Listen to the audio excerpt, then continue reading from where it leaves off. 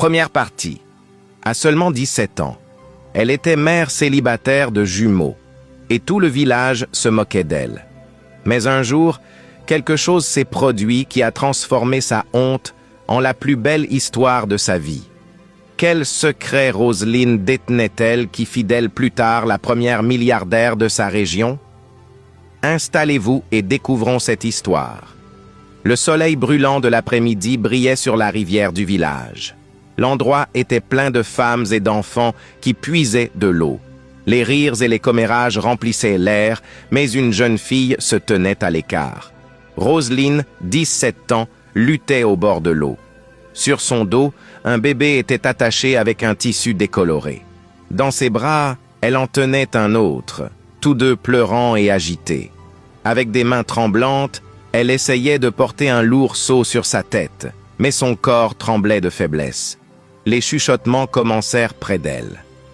À son âge, elle a déjà des enfants. 2 en plus. Qui voudra d'elle maintenant? Même les femmes adultes ont du mal avec un seul enfant. Regardez-la porter ses jumeaux comme une punition. Les gens autour riaient. Certains secouaient la tête. D'autres s'écartaient, comme si la honte suivait Roselyne comme une ombre. Roselyne entendait tout. Ses lèvres se serrèrent, mais ses yeux se remplirent de larmes non versées.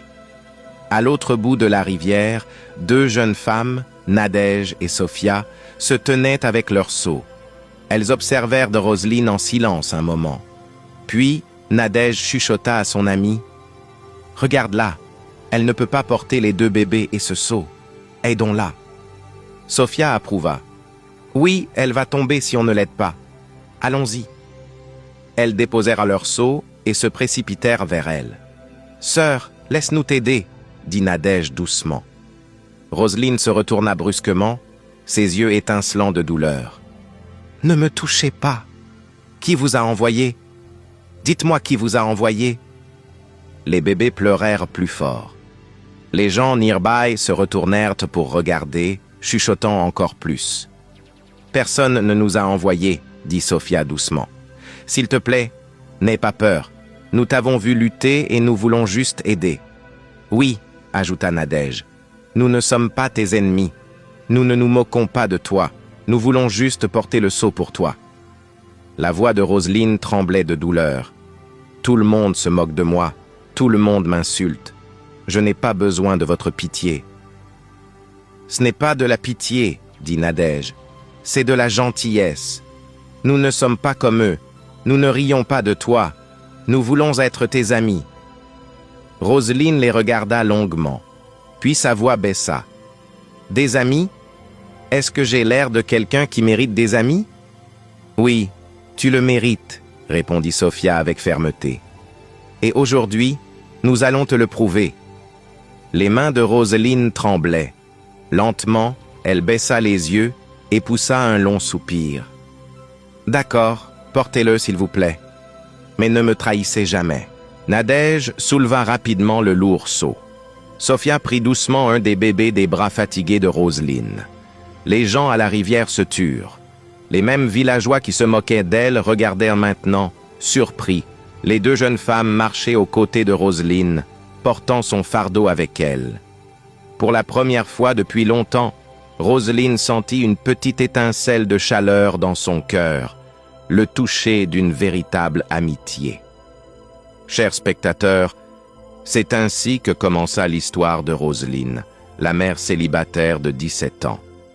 Restez avec nous pour découvrir ce puissant parcours de honte, de courage et de destin. Le passé douloureux de Roselyne. Avant le jour des moqueries à la rivière, la vie de Roselyne était très différente. Elle avait été une fille brillante avec des rêves plein le cœur. Elle voulait finir l'école. Elle voulait une bonne vie. Mais tout changea lorsque sa mère mourut après une courte maladie. À seulement 17 ans, Roselyne se retrouva seule au monde. Pas de père, pas de mère. Personne pour la réconforter quand les nuits étaient froides. Dans sa douleur, elle se rapprocha de Jean, son ami d'enfance et camarade de classe. Il devint son réconfort. Chaque soir, ils s'asseyaient sous le manguier après l'école pour parler de la vie. Un soir, Roselyne demanda doucement, « Jean, tu penses que nos rêves se réaliseront un jour ?» Jean sourit et lui prit la main. « Oui, Roselyne, je vais travailler dur. Je prendrai soin de toi. Nous construirons notre vie ensemble. » Mais le réconfort se transforma bientôt en erreur. Leur proximité alla trop loin et Roselyne tomba enceinte.